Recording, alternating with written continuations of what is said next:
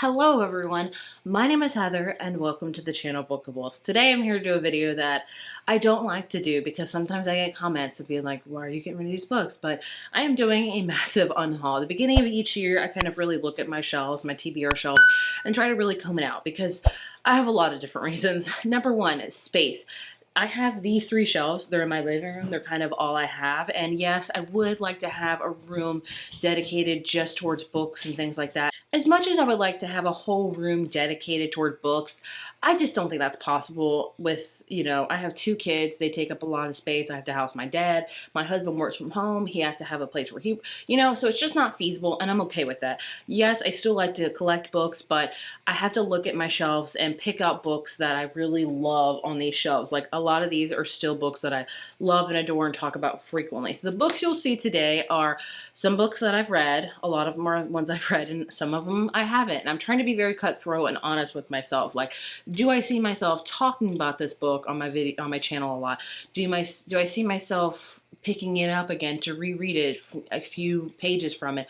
If not, it goes. I know that's hard to say and it's cutthroat because I don't like getting rid of books. If I could, I would keep all of these. I really, really would. It doesn't, I even have a hard time with throwing books that I didn't like that have a beautiful cover on them. Like, you just don't want to get rid of them because the cover is so beautiful and it like pains your heart to do so. It pains my heart, but I have to be pragmatic and realistic.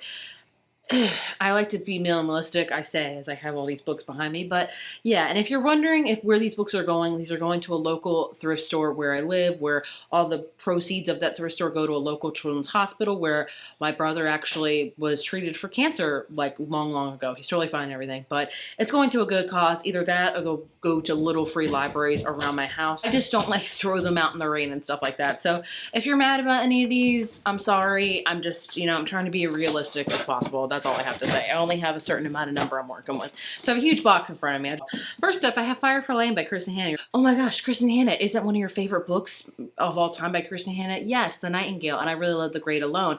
I did read Firefly Lane and really enjoyed it, but I don't love it. It was very drama filled, and it was also like, her books are sad, but this one was just so realistically sad, and I'm never going to read the sequel, so I don't need to see why I should have this one. That's just me. That's just me. Vampire Plus One by Jenna Levine. I really love the first book in this series. My roommate is a vampire and I will be keeping it. I read this one. It was okay. Again, I love this cover. It's very pop art kind of way with the it's just very pop art, kind of like Jackson Pollock in a way, but I just didn't love it, so I don't need to hang on to it. And I have another one that's kind of hard. My grandmother asked me to tell you she's sorry by Frederick Bachman, another one of my favorite authors. But when I look at Frederick Bachman, my favorite books of his that I always think about are Beartown and A Man Called Uwe. And those are the ones that I really want to keep. All the other ones I did enjoy, but not as much as those two. So I don't need to keep this one. If somebody else could read this one and fall in love with it, that would make me very, very happy. Then I have The Kiss Curse by Aaron Sterling. This is the sequel to The X-Hex, which I still believe I do have. Yes, I do have it. I do enjoy that one. I did not really like this one. It was boring. It was hard to get through, so I don't need it. Same with Love on the Brain by Allie Hazelwood. I think this was this her second book? My favorites of hers, I love Bride. I think that's my all-time favorite book of hers. But I also really love The Love Hypothesis and Love Theoretically. This one I don't remember anything about it, so...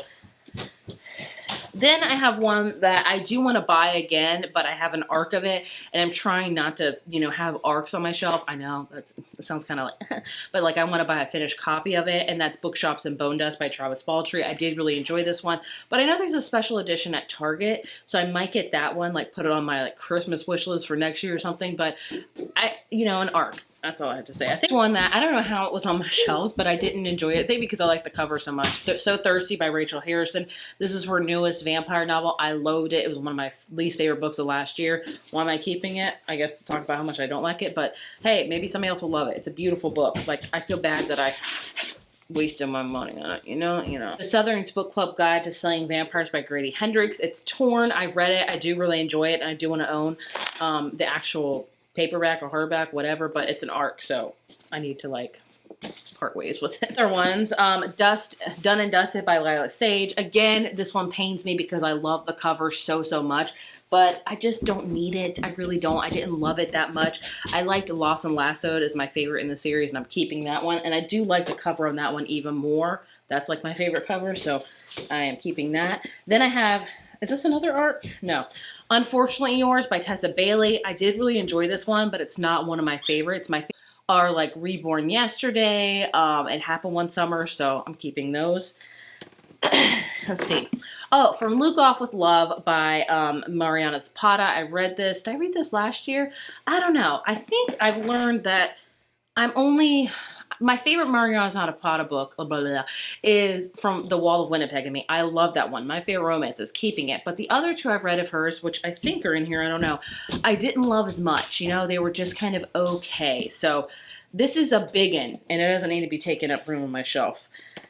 Oh, look, here's the second book, Swift and Savile by Lila Sage. I haven't read it yet, and I don't think I will. Goodbye. Surprise Me by Sophie Kinsella. I was big into Sophie Kinsella. She was my first kind of foray into romance, but the only book I've really kept of hers that is my favorite of all time is I've Got Your Number. So I think I'm going to part ways with this one.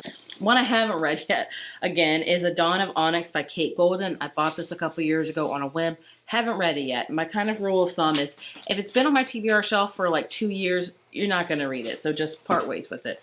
Mexican Gothic by Sylvia Morana Garcia.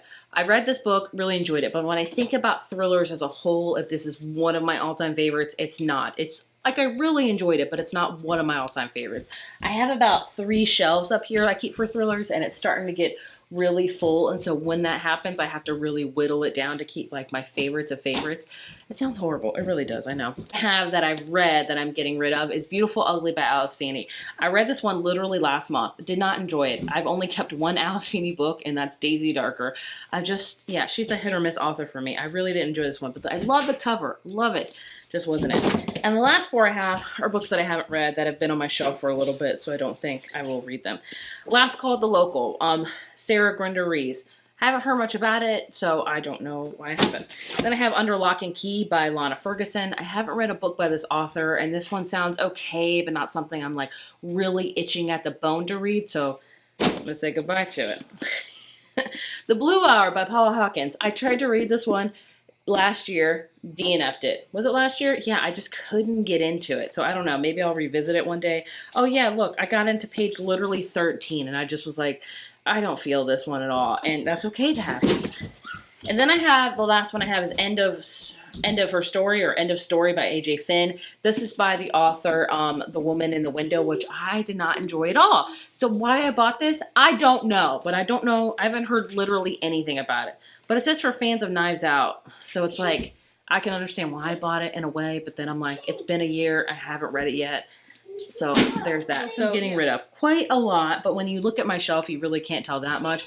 But I always like to do it at the beginning of the year because honestly, these are going to get filled up again by the end of the year by books I've read this year or books I've loved. I will add some. I've already added some for this that have been released this year that I've enjoyed. So I'm trying to be just pragmatic. So if you're upset with me, I get it. It's just, it is what it is, okay? We all have to just be realistic sometimes, and it hurts my heart to do so, but it's just how it is. I could have been even more cutthroat than I was, but I'm not quite there yet. So let me know, how often do you unhaul? Do you have a dedicated space for all your books? Like, can you have all the space in the world? If so, that is amazing. I love that for you. I wish I could have that, but I just don't. So I'm trying to be realistic. This is the longest outro ever. Anyway, thank you for watching. Don't hate me. Bye.